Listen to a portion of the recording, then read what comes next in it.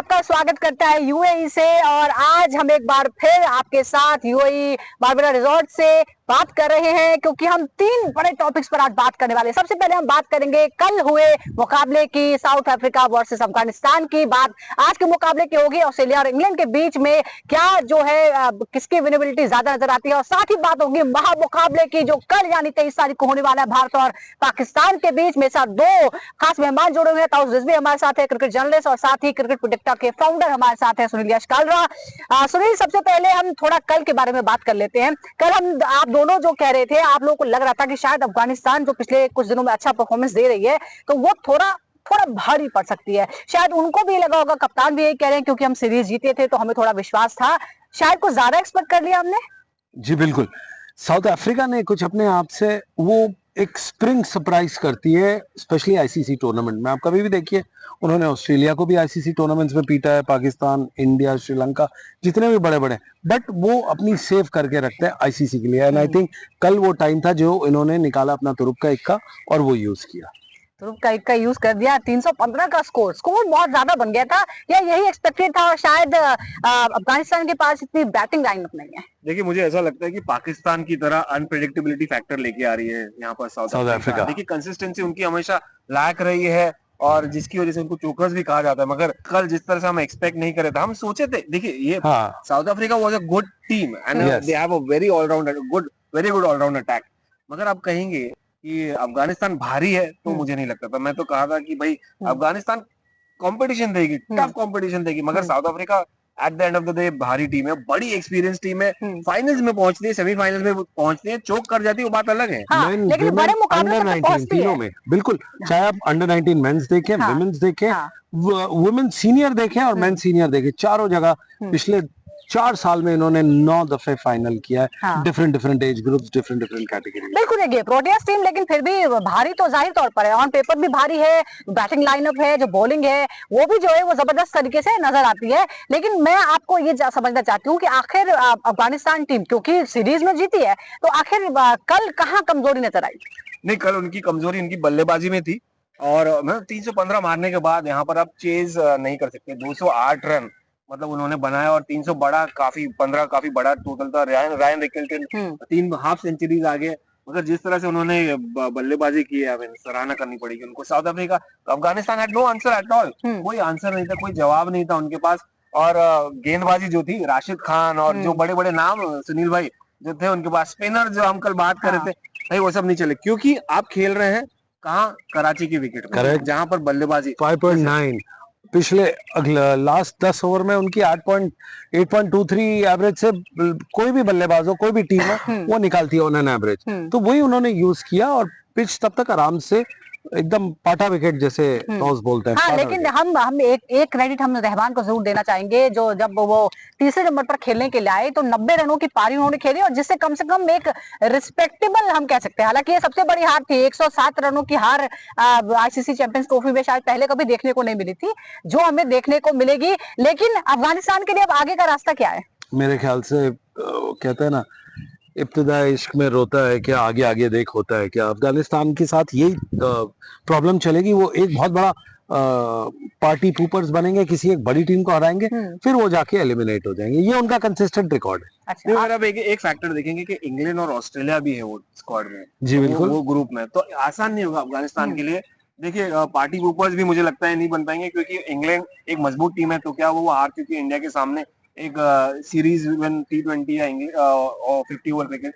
But Afghanistan I don't think so, because अभी तक उनको वो 50 ओवर में अलग फॉर्मेट हो जाएगा। T20 क्रिकेट नहीं है। करेक्ट। पर अब देखिए, इंग्लैंड अपने आप में बहुत ही इनकंसिस्टेंटली कंसिस्टेंट टीम रही है। कैसे मैं कहता हूँ, पिछले 14 मैच में से 10 मैचेस वो ओडीआई के आ रहे हैं। इंडिया में तो हारे ही आ रहे हैं, साथ साथ 10 मैचेस अगर आप हारो और सिर्फ 4 जीतो, तो इसका मतलब क्या है कि वो एक थोड़ी वीकर हो जाती है। अफगानिस्तान के लिए एक पॉसिबिलिटी है कि उसको दबोचे और वहीं उसको खत्म करे। देखिए, इंग्लैंड की जो आज मैच होने वाला है, उसके अंदर प्रॉब्लम यही है, उनके ओपनिंग अच्छी है, एंड अच्छी है, बीच में ये हिल जाते हैं। जी, बीच में हिल जाते हैं। तो चलिए, क्योंकि आज जो है वो चौथा मैच है चैंपियंस ट्रॉफी का, और ये है इंग्लैंड वर्सेस ऑस्ट्रेलिया, यानी एशेज की जो राइवलरी है वो आज एक बार फिर देखने को मिल सकती है। और ताउस हम ये भी देखें कि इनकी राइवलरी तो जबरदस्त है, जैसे हमारे इंडिया पाकिस्तान का मैच होता है या भारत ऑस्ट्रेलिया का मैच जो होता है, वैसे एशेज की सीरीज सबसे बड़ी सीरीज मानी जाती है। लेकिन फिलहाल जो दोनों ही पूर्व वर्ल्ड चैंपियन है, प्रेजेंट है ऑस्ट्रेलिया और उससे पहले जो है इंग्लैंड, लेकिन दोनों की जो हालत है वो खराब है, अपने अपनी सीरीज को हारने के बाद चैंपियंस ट्रॉफी में पहुंचे हैं। नहीं देखिए, 2019 के बाद उनका परफॉर्मेंस बड़ा खराब रहा है। इंग्लैंड का जैसे होना चाहिए था चैंपियंस बनने के बाद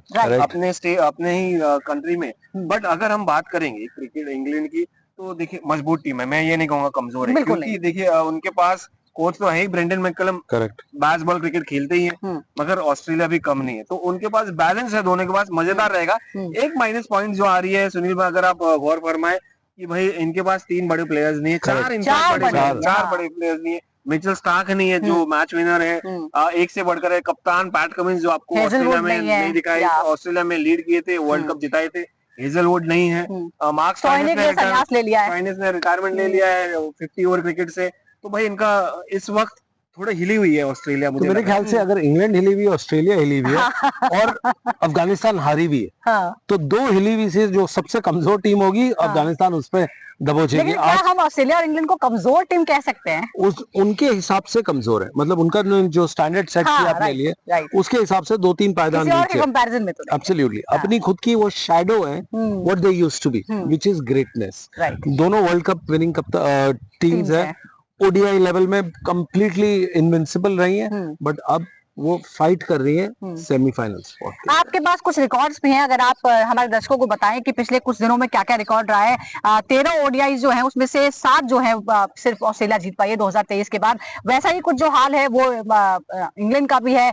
4 जो पिछले सीरीज खेली है उसमें से 2-2 जो है वो दोनों हारे। करेक्ट। अब इसमें ये पहली बार हुआ है एक ओडीआई आईसीसी ट्रॉफी में कि हार के प्रतिशत इंग्लैंड और ऑस्ट्रेलिया की ज्यादा है। ये आज से पहले कभी नहीं हुआ। टॉस ने इतना कवर किया होगा, टॉस आपको याद आता है कि ऑस्ट्रेलिया इतना हार के बाद वापस किसी आईसीसी में आया। इंग्लैंड जो वर्ल्ड चैंपियन है वो हार के बाद दोबारा और बची इसमें से कौन है जो सबसे आराम से बैठी है? मुझे लगता है साउथ अफ्रीका बैठी है, कहती है आप तुम आपस में लड़ लो, मैं अपने मैच जीतते हुए जाऊंगी और आपको वहां पे पकड़ूंगी। जी, आपको क्या लग रहा है कि हम इनको कमजोर कह सकते हैं, या कल अभी ये दिखाना है कि दोनों जो पूर्व चैंपियंस या चैंपियंस वर्ल्ड चैंपियंस हैं वो उनकी परख होगी कि आज बड़े मैचों में कौन किस पर भारी पड़ता है? नहीं, यही तो मुकाबला है ना, ऑस्ट्रेलिया वर्सेस इंग्लैंड बड़ा मुकाबला है। मगर देखिए दोनों को कमजोर नहीं कह सकते हैं। दोनों टीम है, दोनों हिस्ट्री लेके आती है, दोनों लेगेसी लेके आती है और मजबूत है। देखिए कहीं ना कहीं ऑस्ट्रेलिया वीक लग रही मुझे, क्योंकि इनके लॉस हो गए हैं, फास्ट बॉलिंग में। मगर इंग्लैंड मुझे लगता है हारने के बाद भी, मैं बता दूं, मजबूत टीम है यार। अभी भी मुझे ऐसा, चाहे आप टॉप ऑर्डर ले लीजिए, चाहे मिडिल ऑर्डर ले लीजिए, फिनिशिंग ले लीजिए और फास्ट बॉलिंग ले लीजिए, स्पिनर्स ले लीजिए, आदिल रशीद को। मगर मैं एक बात बता दूं, आप लाहौर में ही खेल रहे, गद्दाफी जहां पर रन बड़े होने वाले हैं, तो ऑस्ट्रेलिया को मजबूत है बैटिंग। गद्दाफी पे बात करते हैं, 6.15 उसकी औसत है, इसका मतलब है 300 रन से तो ऊपर टाप लेगी जो भी टीम बैटिंग करेगी, ठीक ठाक। लास्ट के 10 ओवर 90 रन से ऊपर जाते हैं। ये हम 2022 के बाद का स्टैट्स देख रहे हैं कि ये ऐसी पिच है जिसमें आप पिछले उसके अंदर 9 रन से ऊपर आप चाहे कोई भी सामने दुनिया का कितना बेस्ट वर्ल्ड कप प्लेयर आए वो कर लेते हैं। लेकिन क्या अभी ऑन पेपर पिछले कुछ दिनों में हमें शायद थोड़ा सा एज लेती हुई ऑस्ट्रेलिया नजर आ रही है, क्योंकि इंग्लैंड का बुरा हाल रहा है, चाहे वो 20 सीरीज हो भारत के खिलाफ या फिर वनडे सीरीज हो, दोनों में ही क्लीन स्वीप हुआ है। चलिए अब हम, क्योंकि आज हमने एशेज वाले जो मुकाबला है उसकी तो हम बात कर लिया, लेकिन सुपर हिट मुकाबले को हम कैसे भूल सकते हैं जिसमें अब कुछ ही घंटे बाकी है। कल दुबई में होने वाला है इंडिया वर्सेस पाकिस्तान, ये चैंपियंस ट्रॉफी का मुकाबला होने वाला है। लेकिन हालात किस तरह के हैं जरा हम ये भी जानते हैं। सबसे पहले बताइए कि जो वेदर है मुफीद है? बिल्कुल नहीं, क्योंकि सबसे वीक का सबसे हॉटेस्ट डे होने वाला है कल सुनील भाई। सुजाता जी 29 डिग्रीज और साथ जो मैंने स्टडी की है, आप धूप में रहेंगे तो 34 डिग्री तक जा सकता है, आपको उतनी गर्मी लग सकती है। हमें गर्मी फील भी हो रही है अभी से ही, मैं बता दूं आपको, मगर शाम तक प्लेजेंट हो जाएगा। एक इंटरेस्टिंग बात मैं बताने वाला हूँ आपको, जो बड़ी न्यूज है यहाँ पर सुनील, विराट कोहली 3 घंटे पहले पहुंच गए प्रैक्टिस पे और फॉर्म से तो जूझ रही हैं। हाँ। फास्ट बॉलर जो नेट बॉलर्स है भरमार आ गई है वहां पर उनकी। हाँ। तो मुझे लगता है वो बहुत ज्यादा मेरे ख्याल से confident अगर है उसका पिछले 10% भी वो अगर क्रीज पे रुक जाए तो इंडिया को बहुत बड़ा बात है, क्योंकि वो बहुत बड़ा प्लेयर है, आलीशान प्लेयर है। बट पाकिस्तान के पास उसको अटकाने के लिए 3 पेसर्स हैं आपके पास, वो उसको कहीं ना कहीं अटका जरूर लेंगे, क्योंकि उसका फॉर्म गंदा है, उसका कॉन्फिडेंस ठीक नहीं चल रहा और ऊपर से रन्स नहीं स्कोर कर रहे हैं। जब ये हाँ। तीनों में आप जूझे हुए होते हो तो आप कुछ ना कुछ एक्साइटिंग करते हो, और वही एक्साइटमेंट के लिए वो आज पहुंचे। तो कल कौन सा बॉलर होगा जिससे भारतीयों को थोड़ा सावधान रहने की जरूरत है? शाहीन शाह अफरीदी के देखिए अलावा बहुत अनप्रेडिक्टेबल है। मैं तीनों से भरोसा उड़ गया है मेरा, मैं बता दूं आपको। तीनों कितना भी बड़ा नाम हो मगर वो परफॉर्मेंस डिलीवर नहीं करते, मगर कल का जो है अबरार अहमद वो एक क्रूशियल रोल प्ले करेंगे, क्योंकि रिशाद के सामने करेक्ट, विराट कोहली अब वो ज्यादा वो कॉशियस वैसे रहेंगे आ उनके हाँ। सामने। फास्ट बॉलर्स को तो तोड़ देंगे मुझे लगता जी। है।